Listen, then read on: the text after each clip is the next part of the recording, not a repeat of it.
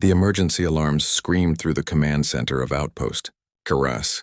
Ambassador Thelnara watched the tactical display with growing horror as another Concordat warship exploded into a brief flash of light. The crystalline structure of her body dimmed with despair. In the past 6 months, the Vexthon swarm had destroyed 70% of the Galactic Concordat's military forces. Now they were here, at the last defensive line before the core worlds. Ambassador, the flagship Luminous Dawn is retreating, reported Commander Vecthos, his 4 eyes blinking rapidly in distress. They've lost primary weapons and life support on decks 4 through 9. Thelnara studied the display. Hundreds of bioorganic Vexthon ships swarmed through the nebula like insects. Their living vessels absorbed energy weapons and regenerated damage faster than the Concordat could inflict it. Every battle was a slow massacre. Every retreat left more dead behind. How long until they reached the station? She asked quietly. 18 minutes, Ambassador. 18 minutes until the Vexthon overwhelmed Karas Station. Then nothing would stand between them and the populated worlds. Billions would die. The Concordat, which had existed for 3,000 years, would end. Thelnara made her decision. She turned to Vecthos.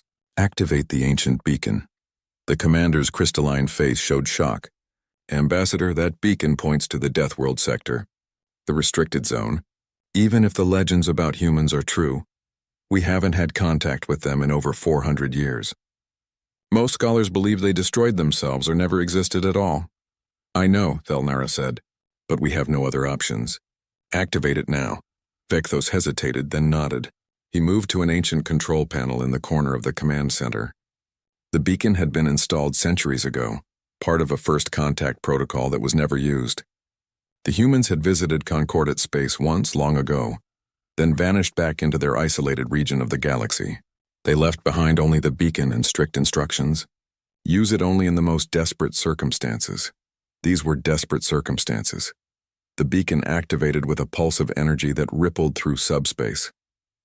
Thelnara didn't know if anyone would hear it. Didn't know if humans still existed. Didn't know if they would care even if they received the signal. All ships begin evacuation procedures, she ordered. We'll hold as long as we can. The next 15 minutes passed like a nightmare. Concordat ships fired their elegant energy beams at the Vexthon swarm, but it was like throwing pebbles at a tsunami. The enemy vessels pushed closer. The station's shields began to fail under concentrated fire. Civilian transports fled toward the jump gate while military vessels formed a protective screen, dying one by one to buy time for the evacuation. Thelnara watched her people die with quiet dignity. The Concordat had always fought with honor, with careful strategy and measured responses. They had never encountered an enemy like the Vexthon, who fought with endless numbers and savage brutality. Ambassador, jump signature detected, Vecthos suddenly shouted. Something's coming out of faster-than-light travel. It's massive. On the tactical display, a single contact appeared. Then space itself seemed to tear open, and something emerged that made every sensor on the station scream warnings. The ship was enormous, larger than any Concordat vessel. Its hull was dark gray metal, covered in angular armor plates and studded with weapons batteries. It looked heavy, brutal, and aggressive, nothing like the elegant curves and energy-efficient designs of Concordat ships. Getting identification, Vecthos reported, his voice shaking. It's broadcasting in an old dialect. The translation reads, Terran Colonial Navy Ship Indomitable. Dreadnought class. Captain Maria Chen commanding. Terran, Thelnara whispered. Human. The Indomitable didn't slow down or request permission. It simply accelerated directly toward the Vexthon fleet, at a speed that should have been impossible for something so large. Weapon ports along its hull began to glow.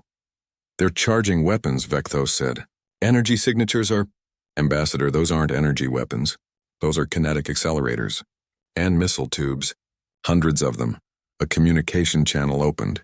The voice that came through was female, speaking in clear Concordat standard language with a strange accent.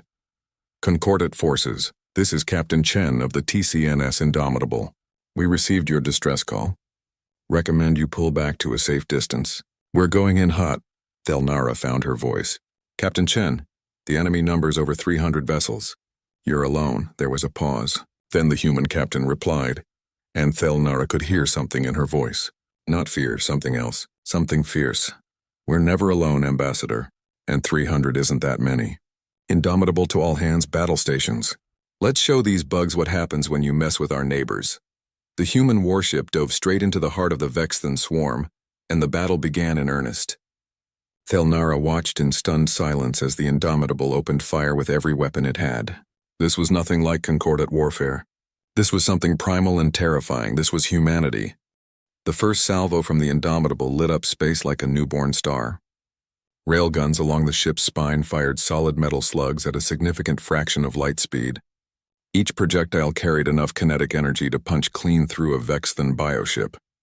The rounds didn't need to be aimed perfectly. At those velocities, even a glancing hit was devastating. 6 Vexthan vessels exploded in the first 3 seconds. On Kara's station, every concordate officer stared at their displays in disbelief. Commander Vecthos checked his readings 3 times, convinced there was an error. There wasn't. The human ship is accelerating into the enemy formation, he reported, his voice barely above a whisper. They're not slowing down. They're speeding up. Ambassador Thelnara watched as the Indomitable charged forward like a predator. Vexthan ships swarmed around it, their bioorganic weapons firing acidic projectiles and energy-draining beams. The human vessel's shields flared under the assault, then failed completely. The Concordate had lost ships within seconds of shield failure. The Indomitable kept fighting. Armor plating scarred and burned under Vexthan weapons. But the human ship had layers upon layers of redundant protection. What would have killed a Concordate vessel only wounded the human dreadnought. And while it took damage, it dealt death in return. Missile pods opened along the ship's flanks, hundreds of missiles launched in a single overwhelming wave. They didn't move in the careful, predictable patterns of Concordate ordnance. These missiles jinked and weaved using small thrusters to dodge return fire. Some carried explosive warheads. Others were kinetic kill vehicles that simply rammed targets at incredible speed. A few released clouds of micromunitions that shredded Vexthan bioships like a swarm of metal insects. What kind of warfare is this? Vecthos asked, horrified and fascinated in equal measure. Captain Chen's voice came over the communication channel again. Concordate ships recommend you target the enemy vessels on the outer edge of the formation. We're going to drive straight through the middle and break their cohesion.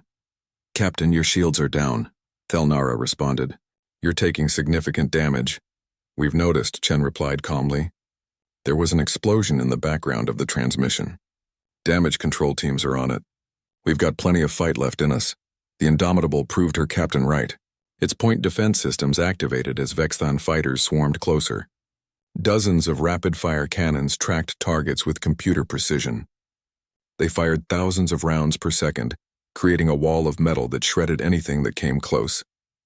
Vexthan fighters that had terrorized Concordate forces for months died, and droves the human ship reached the center of the enemy formation and did something that made Thelnara's crystalline structure pulse with shock. It rotated 90 degrees and fired a broadside from weapons that hadn't been visible before. Massive cannons that looked primitive but terrifyingly effective unleashed shells the size of ground vehicles. Each impact sent shockwaves through the Vexthan swarm. They're using chemical propellants, Vecthos said, studying the sensor data. Explosives to launch physical projectiles. That technology is thousands of years old. But it works, Thelnara observed. It did work. The Vexthan had evolved to absorb and adapt to energy weapons. They had never encountered an enemy that simply threw heavy objects at relativistic speeds. Their regeneration couldn't heal from having massive holes punched through their organic hulls. The Indomitable took more damage. A Vexthan acid weapon melted through an armor section, exposing several decks to vacuum. Thelnara expected the ship to retreat or at least slow its assault. Instead, automated bulkheads sealed off the damaged sections. She could see small figures in spacesuits moving through the exposed areas, working to patch the breach even as the battle raged around them. Their crew is conducting repairs during combat, Vecthos said in amazement. They're working in vacuum with enemy fire all around them. Captain Chen's tactical approach became clear as the battle continued. She wasn't trying to destroy the entire Vexthan fleet. She was creating chaos, breaking their formations, forcing them to focus on her ship instead of the evacuation. Every minute the Indomitable held their attention was another minute for Concordate civilians to escape. The Concordate military vessels, inspired by the human ship's ferocity, rallied for one final push. They coordinated with the Indomitable, targeting enemies that Chen's weapons couldn't immediately reach. For the first time in months, the Vexton advance stopped, then it began to reverse. The Vexton, operating on hive mind instincts, realized they faced something new. Something dangerous. They had overwhelmed dozens of species, but they had never encountered something that fought like this. Something that refused to break no matter how much damage it took. The swarm began to pull back, regrouping for a more organized assault.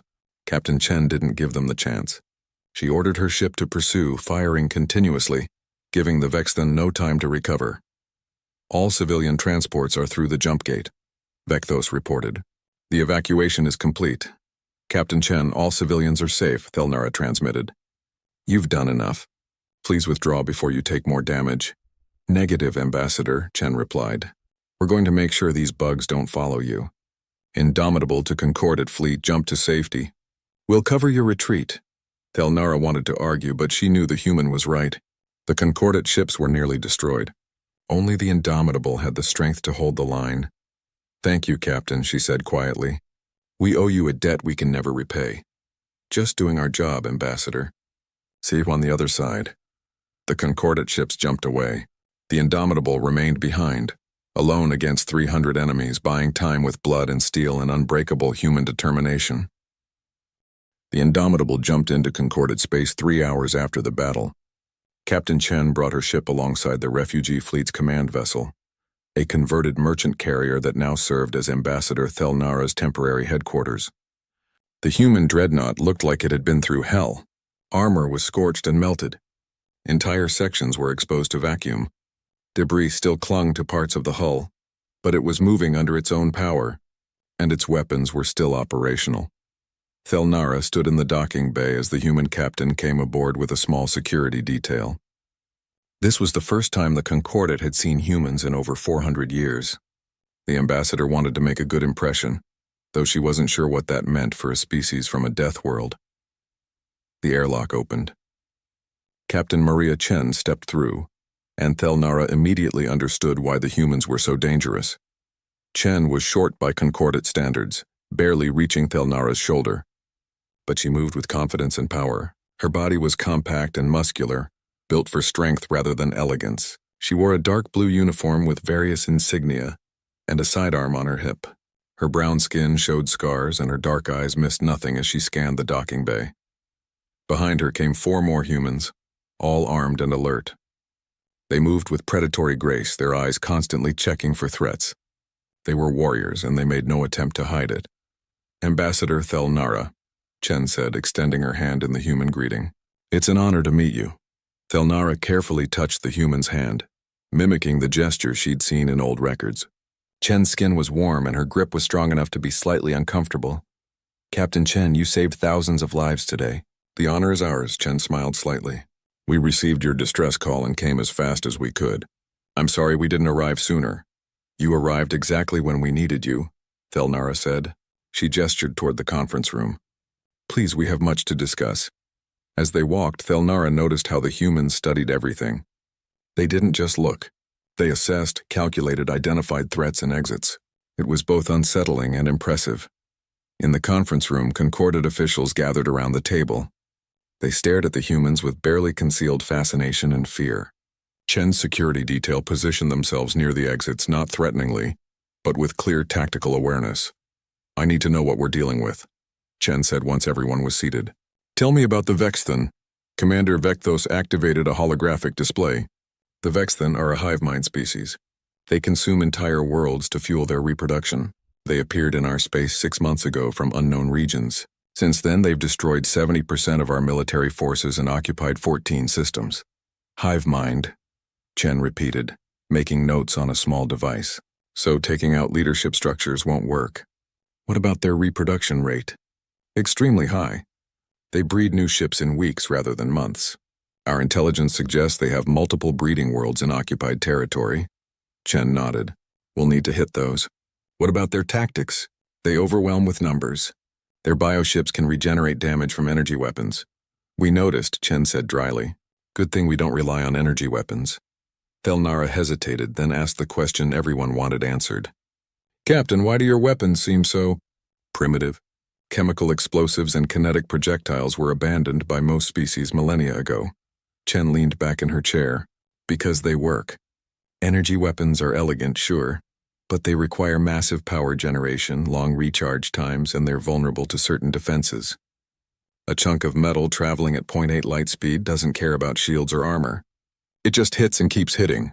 Plus, if our power systems fail, our guns still work. But the damage your ship took, Vecthos said. You lost shields immediately and continued fighting with exposed decks. Any concordate vessel would have been destroyed.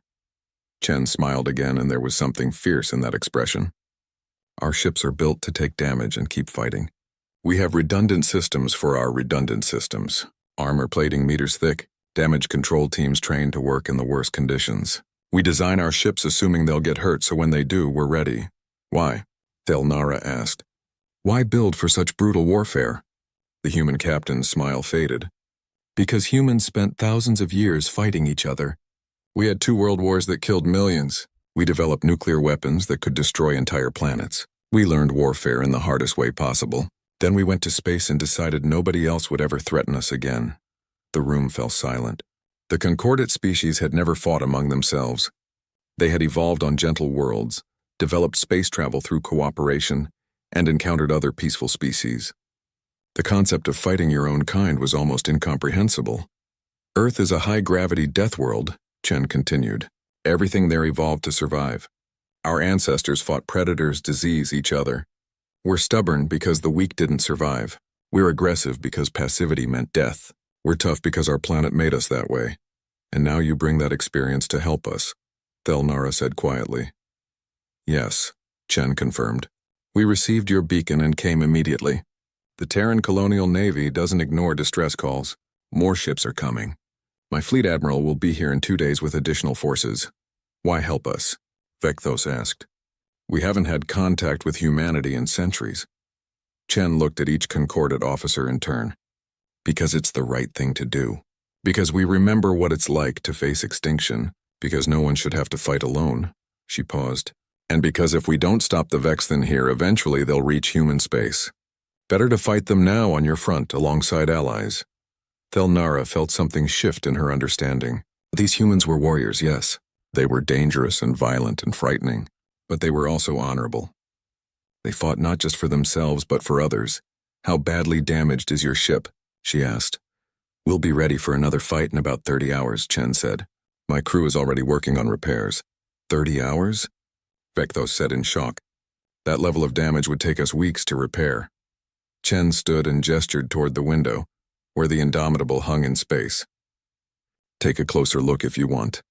Watch my crew work. Maybe you'll learn something. Over the next day, concordate engineers observed the human repair efforts with growing amazement. Human crew members worked in shifts, never stopping, moving with coordinated efficiency. They welded armor plates, replaced damaged systems, and cleared debris with tireless determination. Small robots assisted them, but most of the work was done by hand. The humans didn't give up. They didn't slow down. They simply worked until the job was finished. Thelnara watched them and realized the Concordate had found more than military allies. They had found teachers who could show them what it meant to truly fight for survival. The Bastion of Kyre was the last major military installation before the Concordate's core worlds. Its massive space station and defensive fleet represented the final organized resistance against the Vexthan advance. When the Indomitable arrived with the refugee fleet, the station's defenders were preparing for a siege they knew they couldn't win. That changed when Fleet Admiral Marcus Webb arrived with 7 more human warships. Ambassador, Thelnara watched from the station's observation deck as the human fleet took up positions. There were 2 more dreadnoughts like the Indomitable, 4 heavy cruisers and 3 destroyers. Compared to the hundreds of Vexthan vessels pressing toward them, it seemed like nothing, but Thelnara had learned not to underestimate humans. Admiral Webb was older than Captain Chen, with gray hair and lines around his eyes that spoke of decades of command. He carried himself with quiet authority as he addressed the combined Concordate and human leadership in the station's war room. "We're not here to defend this station," Webb announced, and the holographic display behind him shifted to show deep space territory held by the Vexthan. "We're going to attack!" The Concordate commanders erupted in protest. General Kermoth, the highest-ranking military officer, spoke for all of them. "Admiral, that's suicide. The Vexthan control 14 systems. They have breeding worlds producing new ships constantly. We don't have the forces to assault occupied territory. You don't have the forces to defend either, Webb replied bluntly. So we changed the game. Our intelligence drones have identified 3 major Vexthan breeding worlds. These facilities produce the bioships you've been fighting. If we destroy them, we cut off their reinforcements. The breeding worlds are deep in occupied space, Commander Vecthos said, studying the display, surrounded by defensive fleets. Any assault would be detected immediately. That's why we're not sending our whole fleet, Webb said. We'll use hit-and-run tactics. Fast strikes with overwhelming firepower, then jump out before they can respond effectively. Captain Chen stepped forward, pointing to one of the breeding worlds. My ship and the Unbreakable will hit this target. The cruisers will take the second world. Admiral Webb will command the third strike personally. And what about the Vexthan fleets currently advancing on this station? General Kermoth asked. The Concordat fleet will harass and delay them here, Webb said. You don't have to win. Just keep them busy while we cut their supply lines. Thelnara studied the human admiral's plan. It was aggressive, risky, and completely unlike anything the Concordat would have attempted. It also might be their only chance. If we fail, the core worlds will be defenseless, she said quietly. If we do nothing, they're already dead, Webb replied. At least this way we're taking the fight to the enemy. The first strike launched 6 hours later. Captain Chen's task force jumped into the system containing a Vexthan breeding world. The world itself was a nightmare, its surface covered in organic structures that pulsed and grew like tumors. Ships were birthed from massive organic pods and launched into space. The Indomitable and Unbreakable didn't waste time. They entered maximum weapons range and opened fire with everything they had. Missiles by the hundreds streaked toward the surface. Railgun slugs turned portions of the breeding structures into craters. Nuclear warheads detonated in carefully calculated patterns to maximize destruction. The Vexthan defensive fleet responded immediately, but they were too slow. By the time they engaged, the human ships had already done massive damage. Chen ordered her ships to fight a running battle, destroying defenders while moving toward the jump point. We need ground teams to ensure complete destruction, Chen reported to Admiral Webb. The breeding structures go deep underground. Approved, Webb responded. Deploy Marines. Thelnara, monitoring from Kyre Station, watched as small craft launched from the human dreadnoughts. They carried soldiers in powered armor that made them look like small vehicles. The Marines hit the surface and immediately began their assault. Concordat sensors tracked the humans as they moved through the breeding structures. What they saw shocked them. The Marines fought with coordinated brutality, using weapons that seemed designed specifically to cause maximum damage. They carried rifles that fired explosive rounds, launchers that sent rockets into organic structures, and close combat weapons that cut through Vexthan defenders like paper. They're not just soldiers, Vecthos said in awe. They're specialized warriors. The Marines planted charges throughout the breeding structures, working with efficiency born from extensive training. When Vexthan reinforcements arrived, the humans formed defensive positions and held them with stubborn determination. They didn't retreat. They didn't panic. They simply fought until their mission was complete. Charges set, reported the Marine commander, a woman named Lieutenant Okoye. Requesting extraction. Negative, Captain Chen responded. Vexthan fleet is between you and the extraction point. Can you reach the secondary site? We'll make it happen, Captain, Okoye replied calmly. The Marines fought their way across 5 kilometers of hostile territory, carrying wounded comrades and never leaving anyone behind. By the time they reached the extraction point, they had lost 3 soldiers but completed their mission. The human ships jumped away just as the charges detonated.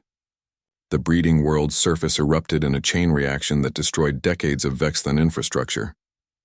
Similar strikes hit the other 2 breeding worlds over the next 4 days. The Concordat fleet at Kyre Station held the line through continuous skirmishing, using hit-and-run tactics taught by human advisors.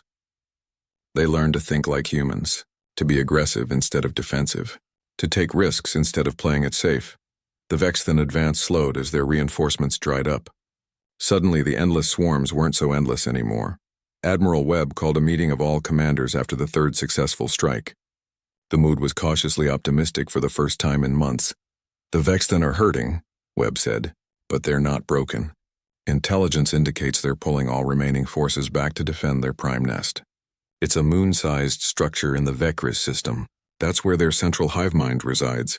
You want to attack it, Thelnara said. It wasn't a question. Yes, Webb confirmed. We end this war by cutting off the head. The prime nest controls and coordinates all Vexthan forces. Destroy it and they'll scatter. It will be the most heavily defended target in the galaxy, General Kermoth said. Probably, Webb agreed. But we're not going to get a better opportunity. They're consolidating their forces, which means they're no longer spread across 14 systems. We hit them now all at once with everything we have. Captain Chen looked at the tactical display, studying the prime nest's defenses. It's going to be bloody. Yes, Admiral Webb said quietly. But necessary. This is what we came here to do. Thelnara looked around the room at humans and Concordat officers standing together. A month ago, her people had been on the edge of extinction. Now they were planning an offensive strike against an enemy that had seemed invincible. Humans had given them more than military support. They had given them hope. They had shown them that fighting back was possible, that determination and courage could overcome impossible odds. When do we launch? She asked. Admiral Webb smiled. Tomorrow. We end this war tomorrow. The combined fleet jumped into the Vecris system in a coordinated wave that stretched across millions of kilometers. Human dreadnoughts formed the spearhead, flanked by Concordat capital ships. Behind them came cruisers, destroyers, and support vessels. It was the largest military operation in Concordat history. The Vexthan prime nest dominated the system. It was truly moon-sized, a grotesque organic structure that pulsed with bioluminescent veins. Thousands of ships surrounded it, and the sensors detected weapon systems that could vaporize entire fleets. All ships, weapons free, Admiral Webb ordered. Hit them with everything. The battle began with a storm of fire that lit up the darkness of space. Human missiles crossed the distance in seconds, their warheads detonating against Vexthan shields. Railgun slugs followed, punching through shields weakened by the initial barrage. Concordat energy weapons added their power to the assault, their beams carving through enemy vessels. The Vexthan responded with their own fury. Bioorganic ships swarmed forward in waves. Acid weapons and energy drains focused on the human ships, knowing they were the greatest threat. The defenders fought with desperate determination, protecting their hive mind at all costs. Captain Chen stood on the bridge of the Indomitable, watching the tactical display with focused intensity. Her ship shook as enemy fire impacted the armor. Damage reports streamed in, but she ignored them for now. Her crew knew their jobs. All power to forward weapons, she ordered. We're going straight in. The Indomitable and her sister ship Unbreakable accelerated directly toward the prime nest.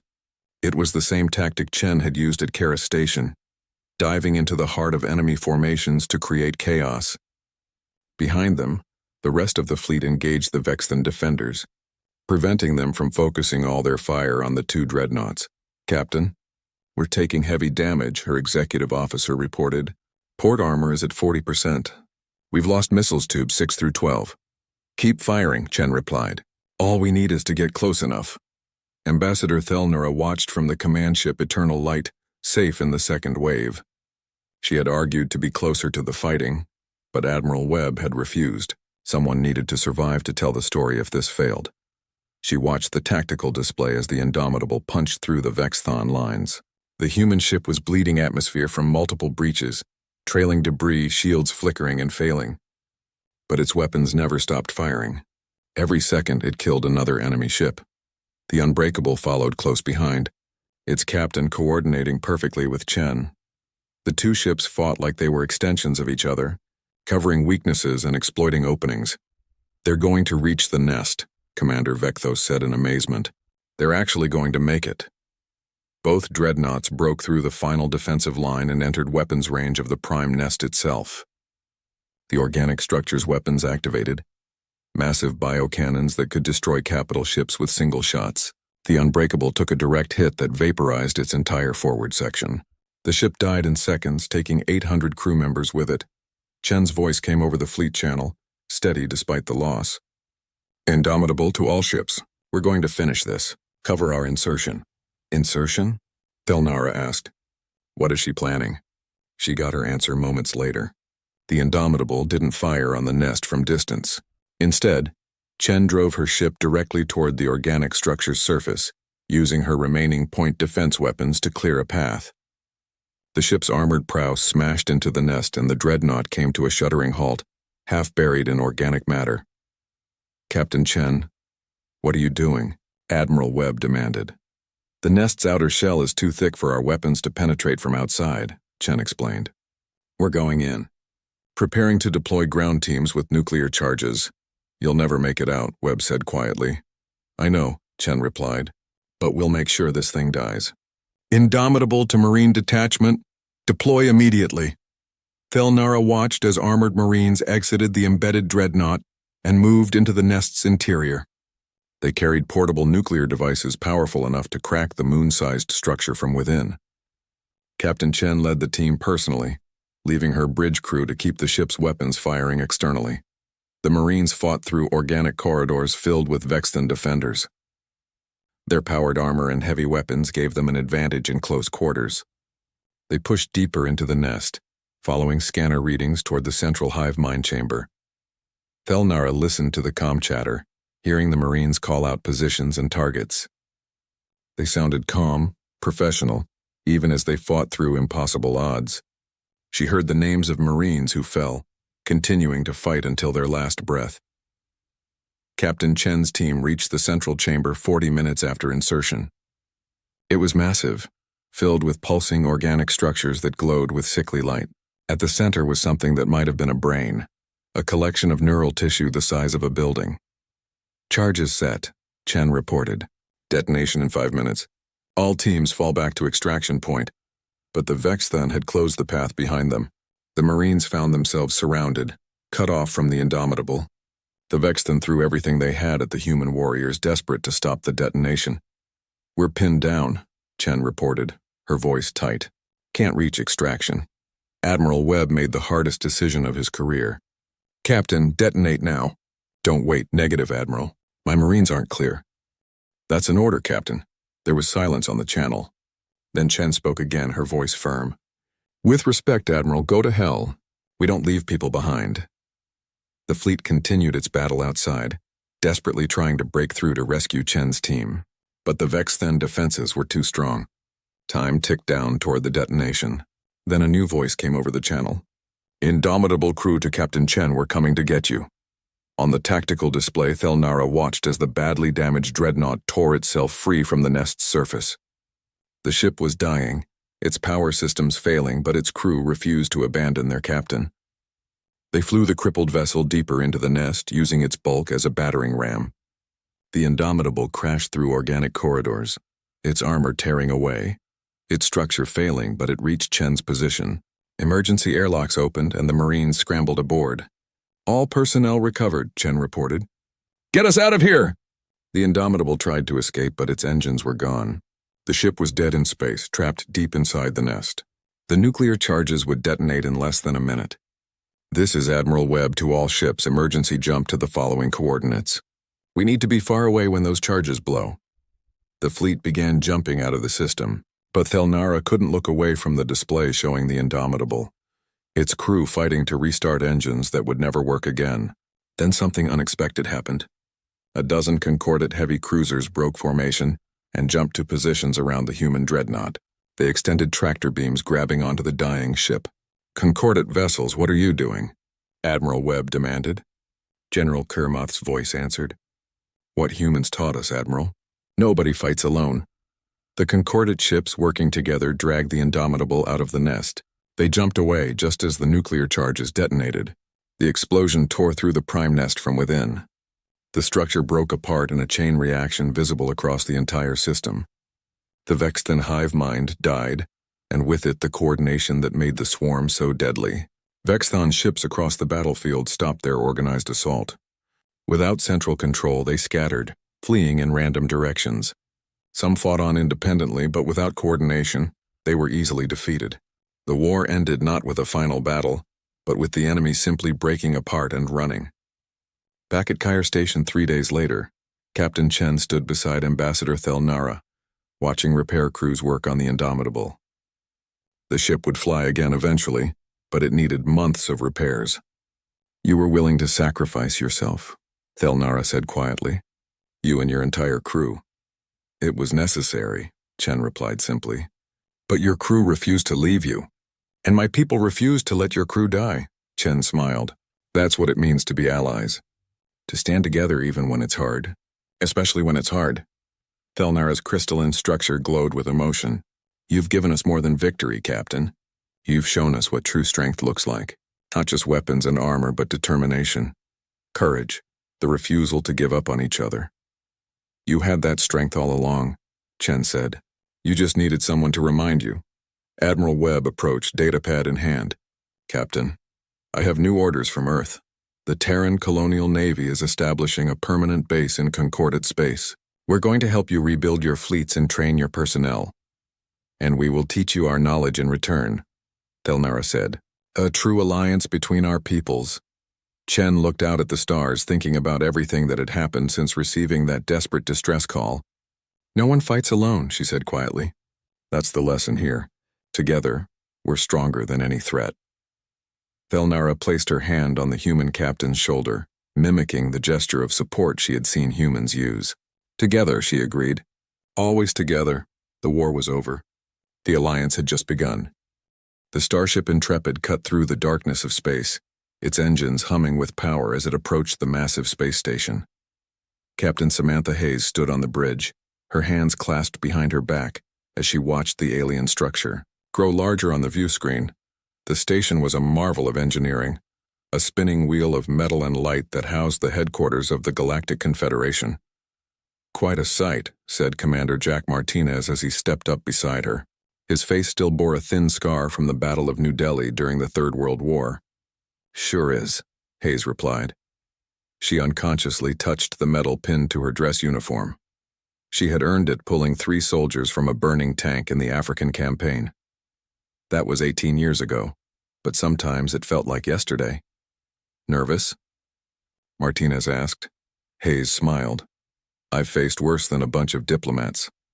The Intrepid was humanity's first diplomatic vessel, sent to represent Earth at the Galactic Confederation Summit. After decades of rebuilding following the Third World War, humans had finally developed faster-than-light travel. They discovered they weren't alone in the galaxy, far from it. Captain, we're receiving docking instructions, reported Lieutenant Kevin Foster from his console. Foster was young, but his intelligence work during the border conflicts had earned him a spot on this historic mission. Take us in, Lieutenant Scott, Hayes ordered the pilot. As the Intrepid glided toward the docking bay, Hayes felt the weight of responsibility on her shoulders. Earth was still recovering from its last war. They needed allies, not enemies. The ship settled into the docking clamps with a gentle shudder. Hayes took a deep breath. Command crew with me, she said. Let's go meet the neighbors. The airlock hissed open, revealing a large reception area filled with aliens of various shapes and sizes. Some were humanoid, others utterly foreign to human eyes. A tall, blue-skinned alien with 4 arms stepped forward. Welcome to Centauri Station, humans of Earth. I am Ambassador Krell of the Ulthani, chairman of the Confederation Council. His voice was deep, resonating through a translator device on his chest. Hayes stepped forward. Captain Samantha Hayes of the United Earth Alliance, we're honored by your invitation. The alien delegation led them through wide corridors bustling with activity. Hayes and her crew tried not to stare at the diverse life forms they passed. Foster was recording everything with a small camera in his uniform. They entered a vast, circular chamber where representatives from 15 different species sat in tiered seating. The walls were transparent, offering a stunning view of the stars. The Confederation Council, Ambassador Krell announced. Representatives from all member worlds. Hayes and her team were directed to seats at the center of the chamber. She felt the eyes of hundreds of aliens studying them. A slender alien with iridescent skin rose from the highest tier. I am High Counselor Zell of the Pax Confederation. For 300 years we have maintained peace among our worlds. We welcome Earth to this gathering. Hayes nodded respectfully. Earth thanks you for this opportunity. We come seeking friendship and knowledge. And yet, came a harsh voice from one side, you come in a ship armed with primitive weapons. Hayes turned to see a reptilian alien with red scales and yellow eyes staring at her with obvious disdain. Ambassador Vex of the Vraxian Collective, Krell explained quietly. Hayes met the Vraxian's gaze steadily. The Intrepid is equipped with defensive capabilities only. We've traveled beyond our known space. It seemed prudent. The Vraxian made a sound like stones grinding together. A laugh, Hayes realized. Your species is barely a century past splitting atoms, yet you venture into space prepared for conflict. Typical of primitive races. Hayes felt Martinez tense beside her, but she placed a hand on his arm. Ambassador, Earth's history has taught us to be cautious, but we come in peace. Earth's history, Vex continued, tapping on a datapad. Our preliminary research shows your planet has been in a near-constant state of warfare. Your most recent global conflict ended only 18 years ago, costing millions of lives. And you use such basic weapons: ballistic projectiles, chemical explosives, nuclear devices. Hardly the credentials for a civilized world. Hayes remained calm, though she felt her crew's discomfort. We've learned from our past, Ambassador. That's why we're here. High Counselor Zell raised a hand. Earth's internal conflicts are not our concern, provided they can abide by Confederation law. The question before us is whether to grant Earth probationary membership. The Council debated for hours. Hayes and her crew listened as aliens discussed human history, technology, and politics. Some were curious, others dismissive. The Vraxian delegation was openly hostile. These humans understand nothing of true combat, Ambassador Vex declared, during one heated exchange. They kill each other with explosives and projectiles like our ancestors did thousands of years ago. They have no concept of how modern species wage war. Martinez leaned close to Hayes. If he knew what we did in Jakarta with just explosives and projectiles, he might not be so smug. Hayes suppressed a smile. The aliens clearly thought humanity was primitive, dangerous but unsophisticated. They had no idea what humans were truly capable of. Finally, after much discussion, the Council voted. Earth was granted probationary membership in the Confederation, with full rights to be determined after a one-year observation period. Captain Hayes, High Counselor Zell announced, you will serve as Earth's interim representative. Your ship and crew may remain at Centauri Station. Hayes stood and bowed slightly. We are grateful for this opportunity. As the meeting concluded, Ambassador Vex approached her. Captain, he said, his voice low, do not mistake this vote for acceptance. Some of us recognize dangerous species when we see them. Hayes met his gaze calmly. I assure you, Ambassador, Earth desires only peaceful relations. For your sake, I hope so, the Vraxian replied. The Confederation has faced many would-be conquerors. All have fallen before our superior technology and combat doctrine. Your primitive warfare would be no match. After the Vraxian walked away, Martinez moved beside her. Friendly guy. He's afraid, Hayes said quietly. Of us? They're centuries ahead of us technologically. Technology isn't everything in a fight. You know that better than most. Later, as they returned to the Intrepid for the night, Lieutenant Foster approached Hayes with a troubled expression. Captain, I've been monitoring Confederation communications. There's something strange happening on the outer rim. Multiple reports of unidentified ships. Pirates? Hayes asked. Foster shook his head. I don't think so. The Confederation military is mobilizing, but trying to keep it quiet. Hayes looked out the viewport at the glittering space station. So we've arrived just in time for trouble. What do we do? Martinez asked. Hayes watched as alien ships moved in the distance, their designs, sleek and powerful. The Confederation thought they knew everything about combat. They saw humans as primitive warriors barely worth considering. We observe, Commander. We learn. And we prepare. She turned to face her officers. Because if there's one thing humans understand better than anyone, it's how to fight when everything is on the line. The stars shimmered silently beyond the viewport, unknowing witnesses to the beginning of a story that would change the galaxy forever. 6 months passed quickly on Centauri Station. Captain Hayes and her crew learned about the Confederation, its technologies, and its many alien species. They sent regular reports back to Earth, describing the wonders and dangers of their new galactic community. Lieutenant Foster continued to monitor unusual communications. Something was happening at the edges of Confederation space, but the alien leaders shared little with the humans. One morning, alarms blared throughout the station. Hayes rushed to the Central Command Center, where screens showed battles raging across 3 star systems. "What's happening?"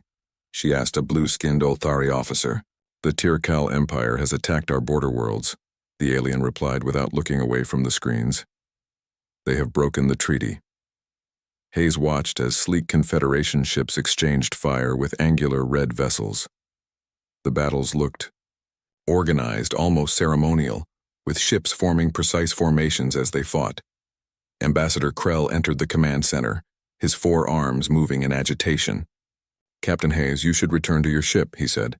"This conflict does not concern Earth." Before Hayes could respond, her communication device buzzed. It was a direct call from Earth. She stepped away to answer it. General Frank Peterson's face appeared on the small screen. His expression was grim beneath his gray hair. "Captain, I need you back on Earth immediately. The Confederation has requested our help." 6 days later, Hayes stood in the United Earth Defense Command headquarters in Geneva. The room was filled with military officers from around the world. General Peterson pointed to a holographic map showing the attacked star systems. "The Confederation is officially requesting Earth's military assistance. They need soldiers." "Our technology is far behind theirs," said Admiral Liu. "What use would our troops be?" "They don't want our ships or our weapons," Hayes explained. "They want our soldiers, specifically our veterans." The room grew quiet. "The Tirkal have overrun the Confederation's outer defenses faster than expected," Peterson continued. "According to Captain Hayes, the Confederation military hasn't fought a real war in over 300 years. They're struggling to adapt." A week later, the Earth transport ship Dauntless docked at Centauri Station. From it emerged 400 of Earth's most experienced combat veterans, led by Major Diane Kelly. Kelly was a tall woman with short brown hair and eyes that had seen too much. She had commanded urban combat units during the Battle of Chicago in the Third World War. Standing beside her was Captain Leo Washington, a former Special Forces operator with dark skin and a quiet demeanor that masked his lethal skills. Hayes met them at the airlock. "Welcome to space," she said with a smile. Kelly shook her hand firmly. "Quite a step up from street fighting in Chicago." "Don't be too sure," Hayes replied. "War is war, no matter where you fight it." They walked through the station toward the Confederation military headquarters. Aliens stopped to stare at the human soldiers. Unlike the sleek uniforms of Confederation forces, the Earth troops wore practical combat gear with multiple pockets, reinforced joints, and built-in medical systems. "They look at us like we're museum exhibits," Lieutenant Alan Garcia said quietly. He was a tactical systems expert who had reprogrammed enemy drones during the border conflicts. "Let them look," said Sergeant Nicole Mitchell, hefting her pack. "They'll see what humans can do soon enough." Mitchell was a demolitions expert who could make a bomb from almost anything.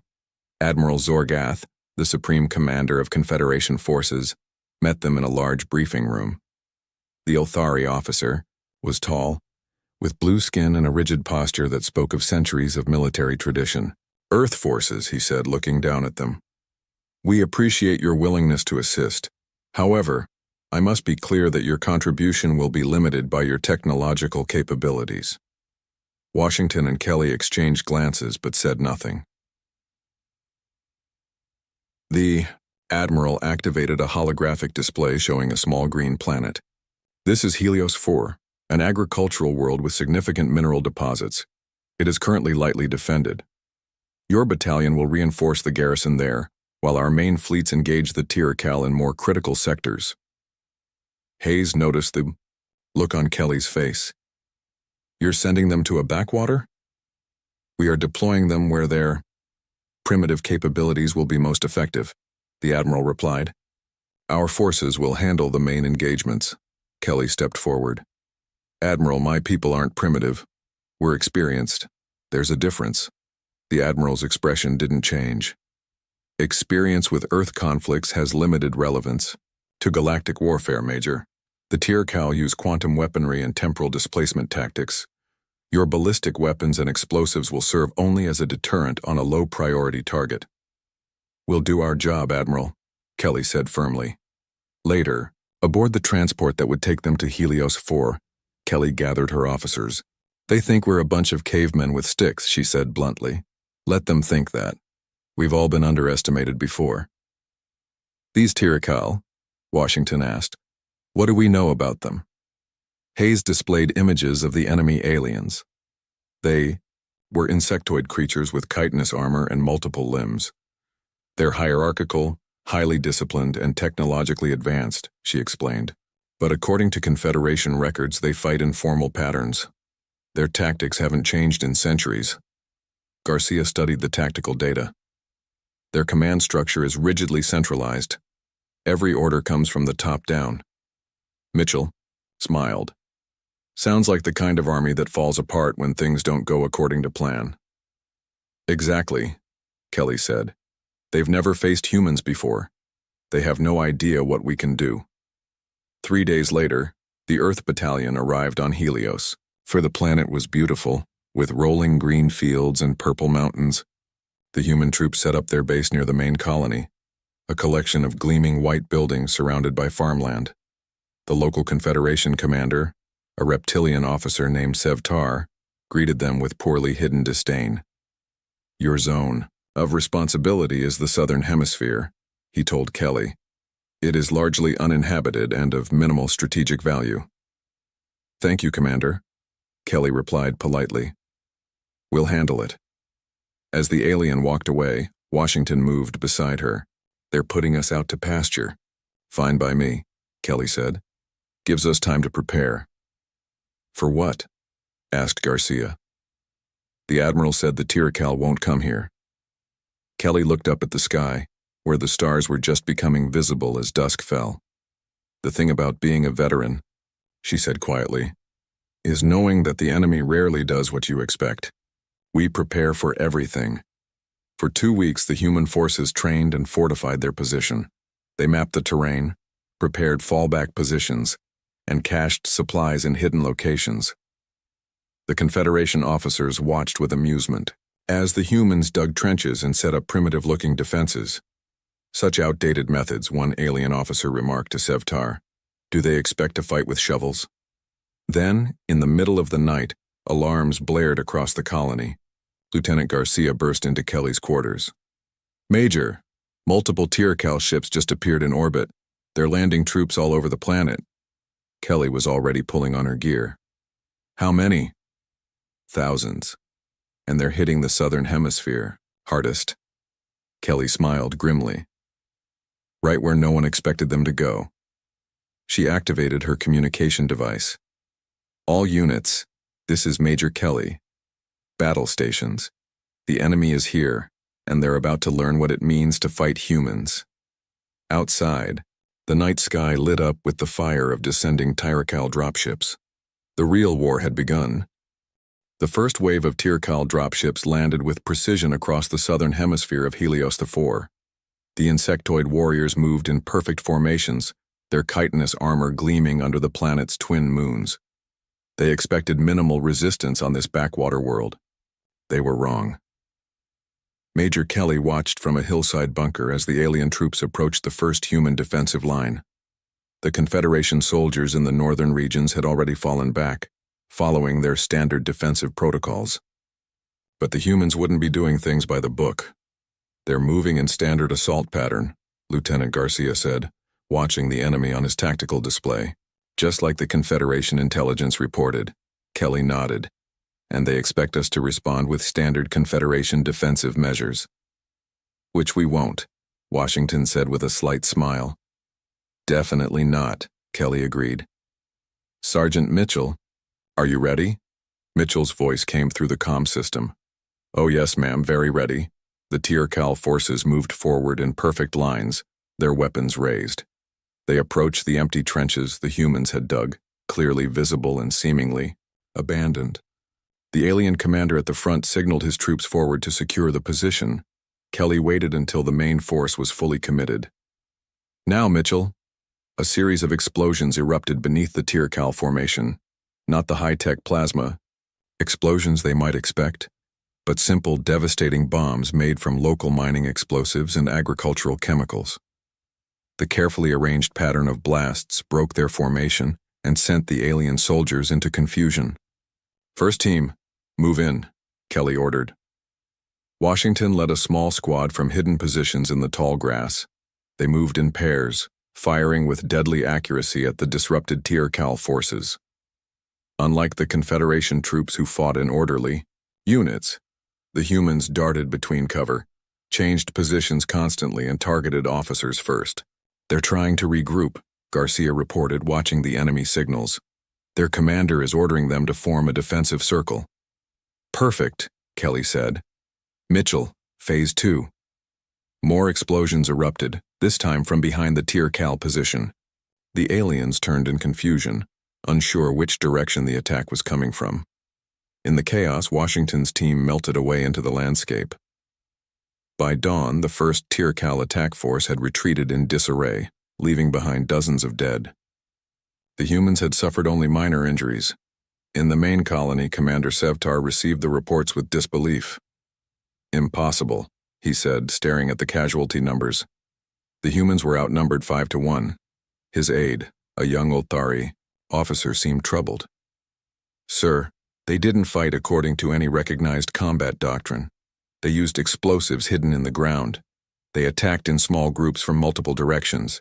They targeted command personnel specifically." "Barbaric tactics," Sevtar muttered. "No honor in such fighting." Over the next 3 days, the Tircal landed more troops. Each time, the humans avoided direct confrontation, instead using traps, ambushes, and hit-and-run attacks. They melted away when the enemy brought overwhelming force, only to strike again, where they weren't expected. On the 4th day, the Tircal changed strategy. They landed a massive force near the colony's main agricultural processing center, a facility vital to the planet's food production. This time they moved cautiously, scanning for traps and keeping tight formations. Kelly watched the approaching force from a hidden observation post. "They're learning." "Not fast enough," Washington replied. "Garcia, how's our little surprise coming?" The lieutenant grinned. "Ready to go. The Tircal communications network is sophisticated, but they never expected someone to hack it from the inside." The Tircal force approached the seemingly abandoned facility. Their forward scouts reported no signs of humans or traps. The commander ordered his troops to secure the building. As they entered the facility, Garcia activated his program. Suddenly, the Tircal communication devices began broadcasting contradictory orders in their own command frequencies. Some units were told to advance, others to retreat. Some were warned of attacks from directions where no enemy existed. In the confusion, Mitchell's team activated the facility's own systems. Harvesting machines came to life, moving through the building, on automated paths. Conveyor belts started running and sorting systems began operating at full speed. To the Tircal, it seemed as if the entire building had come alive. Washington led the actual attack with 3 small teams entering from different points. They didn't try to kill every enemy soldier. Instead, they created chaos, used the moving machinery as cover, and focused on disrupting the Tircal command structure. By nightfall, the Tircal had retreated again, leaving the agricultural facility in human hands. They had lost over 100 soldiers. The humans had lost 7. A week into the battle for Helios 4, the Tircal commander requested reinforcements. His reports to his superiors were filled with confusion about the human tactics. They didn't fight like the Confederation forces. They didn't hold ground or form defensive lines. They struck from nowhere, used the environment as a weapon, and disappeared before a proper response could be organized. In the human base camp, Kelly gathered her officers to plan their next moves. They were running low on ammunition and medical supplies. The Confederation support they had been promised hadn't arrived. "We've hurt them, but they keep coming," Kelly said, looking at the map. They want this planet badly. The question is why, Washington said. What's so special about Helios 4?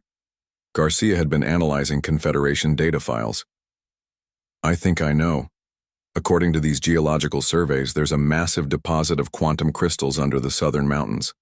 The Confederation classified it as a minor mineral resource, but for the Tirkal's weapons technology, it would be invaluable. Mitchell laughed. So they sent us to guard the most valuable part of the planet without telling us? Probably didn't think we needed to know, Kelly said. Or didn't think we'd last this long. A young soldier rushed into the command tent. Major, we've captured a Tirkal officer. He was separated from his unit during the last attack. The alien sat bound in a secure room. Its multifaceted eyes watched the humans warily. Kelly entered with Washington and an interpreter device. Why is your empire so determined to take this planet? Kelly asked directly. The Tirkal clicked its mandibles in what might have been amusement. You do not even know what you are defending. The crystal deposits in these mountains could power our fleet for decades. We figured that out, Kelly said. What I want to know is why you keep using the same tactics when they're clearly not working against us. The alien seemed confused by the question. We follow the proper combat protocols. It is how war has been conducted for 1,000 years. Not on Earth, Washington said. The Tirkal studied them. Your species fights, strangely, without pattern or predictability. It is dishonorable. Kelly leaned forward. We fight to win. There's no honor in losing. Before the alien could respond, an alarm sounded. Garcia rushed in. Major, we're getting a transmission from orbit. It's the Intrepid. Captain Hayes is here with reinforcements. Kelly smiled. Looks like Earth hasn't forgotten us after all. The Tirkal officer watched them with new intensity. More humans? With these irregular tactics? Oh yes, Kelly said as she stood to leave. And Captain Hayes? She wrote the book on irregular tactics. The Intrepid arrived with 3 Confederation support vessels. Captain Hayes had convinced Admiral Zorgath that the situation on Helios 4 was more important than the alien commander initially believed. Now, as she stepped onto the planet's surface for the first time, Hayes was shocked by what she saw. The once pristine colony was scarred by battle. Craters dotted the landscape where Tirkal dropships had landed. Smoke rose from the distant hills where fighting continued. But what surprised her most was that the human defensive positions remained intact. Commander Sevtar met her at the landing pad. The reptilian officer looked tired and confused. Captain Hayes, I did not expect to see you here. Clearly, Hayes replied. Your reports to Central Command said the situation was under control. It is unexpected, Sevtar admitted. The humans fight in ways we do not understand. They refuse to hold positions. They strike and disappear.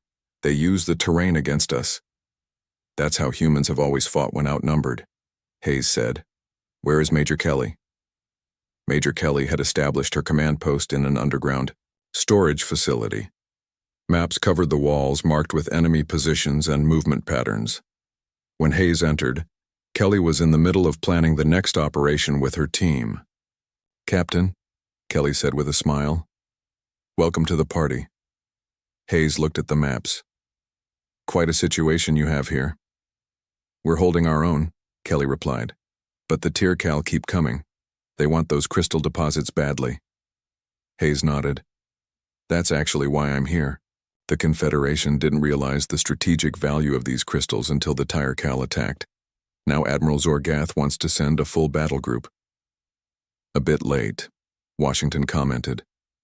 Better late than never, Kelly said. What changed? Their minds? Hayes activated a holographic display showing the wider conflict. The Tirkal are pushing hard on 3 fronts, but they're committing disproportionate resources here. That got the Admiral's attention. So what's the plan? Garcia asked. The Admiral is calling an emergency council at Confederation headquarters. He wants you there, Major Kelly. Your defense of Helios 4 has impressed some important people. 2. Days later, Kelly stood in the Grand Strategic Planning Chamber at Confederation headquarters. Representatives from all member species were present, along with the highest-ranking military officers. Admiral Zorgath presided from a raised platform. "This emergency session will now begin," the Admiral announced. "We face an unprecedented situation. The Tirkal offensive continues on multiple fronts, but our intelligence suggests they are planning a major assault on the Confederation capital itself." Murmurs spread through the chamber. An attack on the capital would be catastrophic. "Before we discuss our response," the Admiral continued, "I wish to acknowledge the unexpected success of the Earth forces on Helios IV. Major Kelly, please address the Council." Kelly stepped forward, feeling the eyes of dozens of alien species upon her. She was not a natural public speaker, but she knew what needed to be said. "Thank you, Admiral. For 3 weeks, my battalion has defended Helios IV against superior numbers. We've done this not through technological advantage, but through adaptive tactics."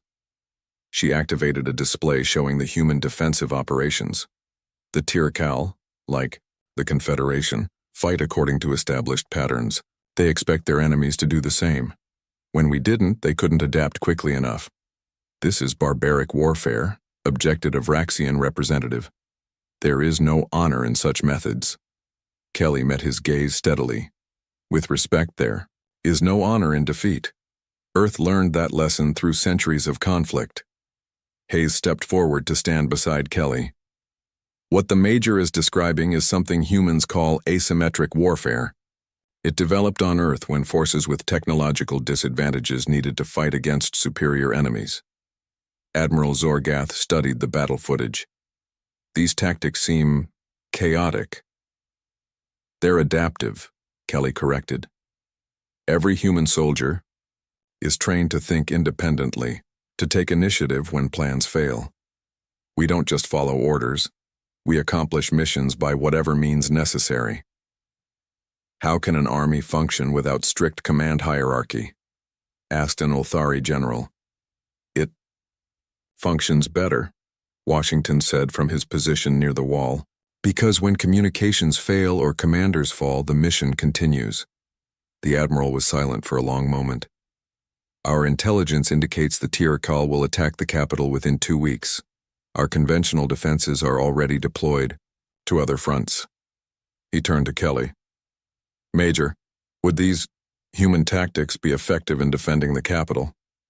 Kelly studied the holographic display of the massive space station that served as the Confederation's seat of government. "Yes," she said confidently, "but we would need to make significant changes to your defensive approach." "What changes?" the Admiral asked. "First, decentralize your command structure. Second, prepare for fighting within the station itself, not just in space. Third, focus on disrupting the enemy's ability to coordinate rather than trying to defeat their main force." The chamber erupted in objections. The idea of fighting inside the station, of allowing enemies to board at all, was anathema to Confederation military doctrine. "Silence," the Admiral commanded. When quiet returned, he addressed Kelly. "What would you need to implement these strategies?" "Authority to reorganize the station's defensive forces, access to all technical systems, and every human veteran who can be transported here in the next week." The Admiral considered for a long moment. "Granted." For the next 10 days, the capital station transformed under Kelly's direction. Hayes worked with Confederation leadership, while Kelly trained their forces in human tactics. Washington taught alien soldiers to move in small, independent teams rather than large formations. Garcia worked with technical crews to create backup communications and false signals to confuse enemy targeting. Mitchell established improvised defensive positions throughout the station, focusing on choke points and critical systems. Many Confederation officers resisted the changes. They complained about the lack of formal battle lines, the emphasis on ambush tactics, and the seemingly chaotic command structure. "This is not how civilized species wage war," one Vraxian commander protested during a training session. Kelly fixed him with a hard stare. "The Tirkal don't care about civilization. They care about winning. So do we." On the evening before the expected attack, Admiral Zorgath visited the Human Command Center. Kelly and her team were making final preparations, their faces tired, but determined. "Major Kelly," the Admiral said, "I must confess I had doubts about your methods. Many still do." "I understand, Admiral," Kelly replied. "They seem strange to you." "Yes." The tall alien looked uncomfortable. "In 300 years of Confederation history, we have developed what we believed were perfect combat doctrines. Yet in 3 weeks your small force has achieved more against the Tirkal than our main fleets. Humans had to learn the hard way," Hayes said. "Through centuries of fighting each other, we discovered that rigid doctrine always fails against adaptive tactics." The Admiral nodded slowly. "Tomorrow will be the test. The Tirkal believe they understand our defenses. They expect us to fight as we always have." "They're in for a surprise," Kelly said with a grim smile. "Indeed." The Admiral straightened his uniform. "I have served in the Confederation military for 70 years. I have never faced a true war, only border skirmishes and police actions. You humans, we're veterans," Washington said simply. "We've seen the real thing." "Yes," the Admiral agreed. "And tomorrow the Tirkal will learn what that means." As the Admiral left, Hayes turned to Kelly. "Get some rest, Major. Tomorrow we show the galaxy how Earth fights." Kelly nodded, looking at the tactical display of the station. Across its vast structure, hundreds of small teams waited in hidden positions, ready to fight in ways the enemy could never predict. The veterans of Earth were prepared to teach the galaxy a lesson written in blood and fire. Never underestimate those who have truly known war. The Tirkal attack began at dawn, station time. Their warships emerged from faster-than-light travel in perfect formation, a deadly flower blooming in the blackness of space.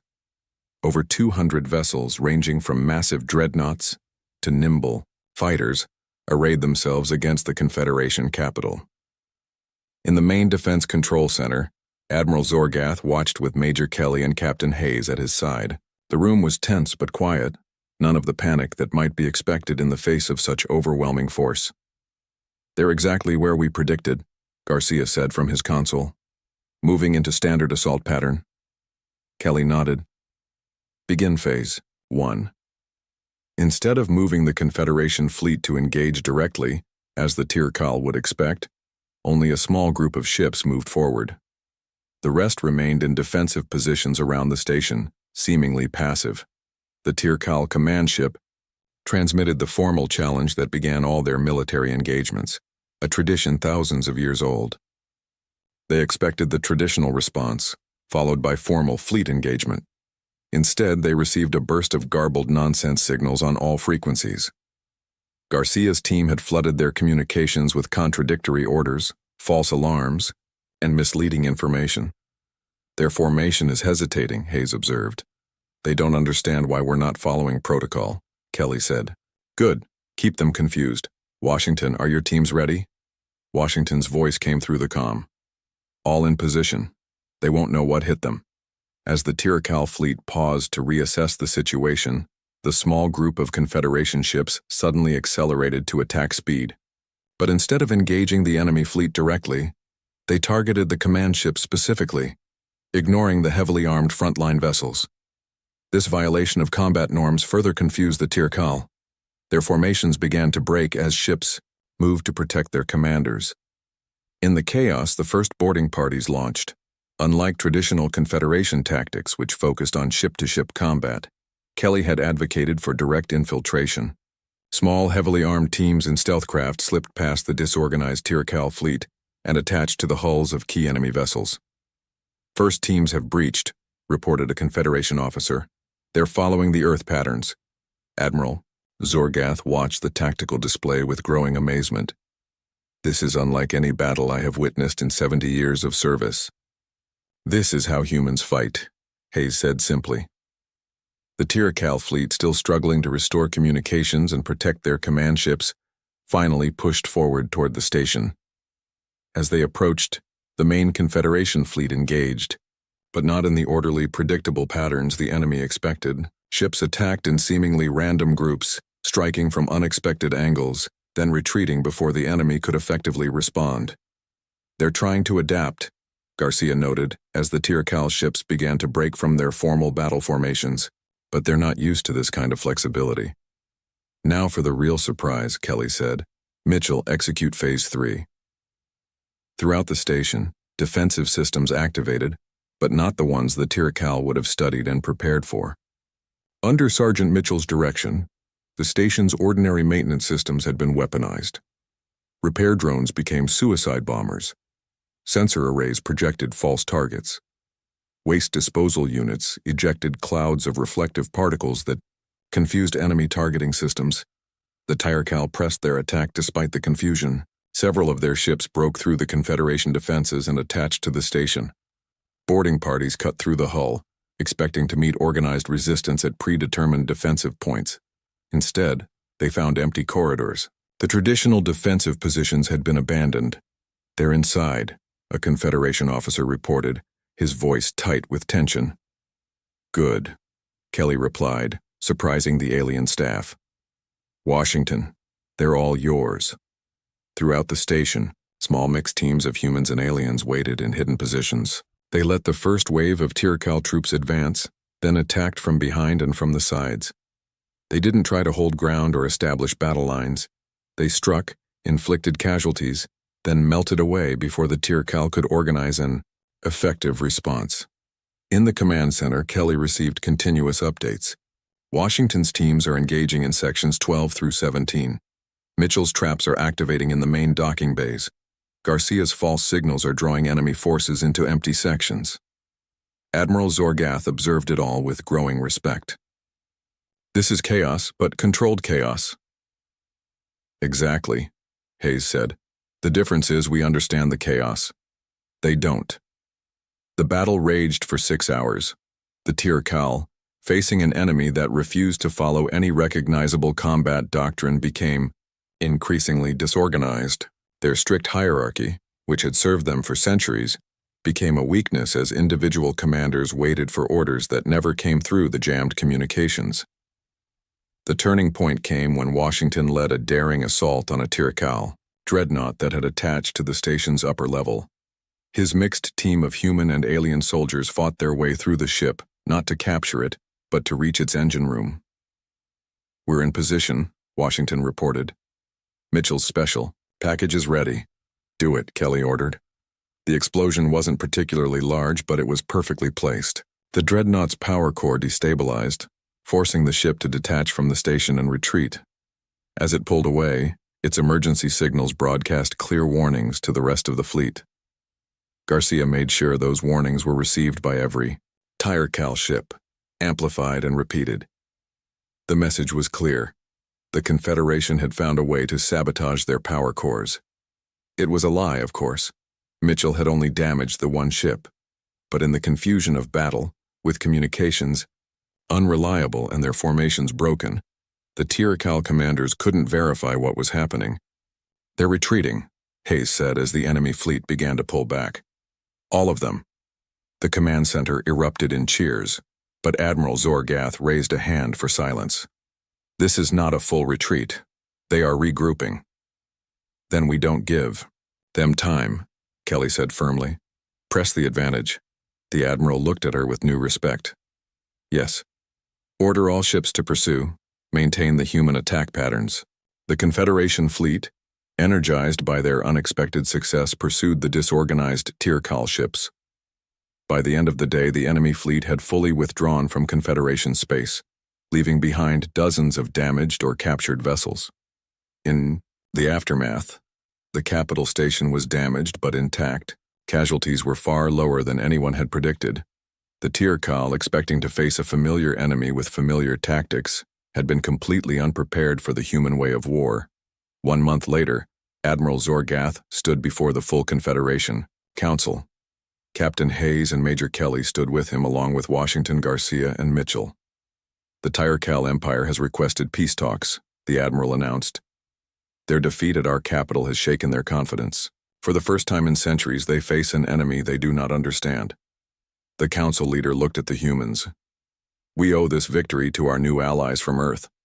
They have shown us that our military doctrine, unchanged for 300 years, had become predictable and inflexible. Hayes stepped forward. Earth doesn't claim to have all the answers. We learned our methods through centuries of conflict among ourselves, a history we're not proud of. But that experience has value. Here now. Admiral Zorgath made a formal gesture of respect to the humans. The Confederation has created a new strategic council. Captain Hayes will serve as its first human member. Major Kelly will lead a new training program teaching her methods to our forces. As the council session ended, Kelly found herself surrounded by alien military officers eager to learn more about Earth's combat techniques. She glanced at Washington, who smiled slightly. "They get it now, don't they?" he said quietly. Kelly nodded.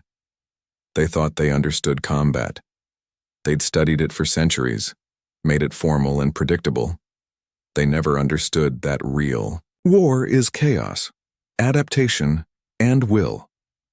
Hayes joined them, looking out at the stars visible through the chamber's great windows. "The Admiral told me something interesting yesterday," she said. "The Tircal have a new name for human soldiers in their military reports." "What's that?" Mitchell asked. "They call us the unpredictable ones." Hayes smiled. "I think it's a compliment."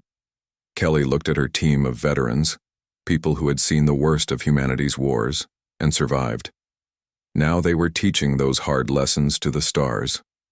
"Not bad for a bunch of primitive warriors," she said.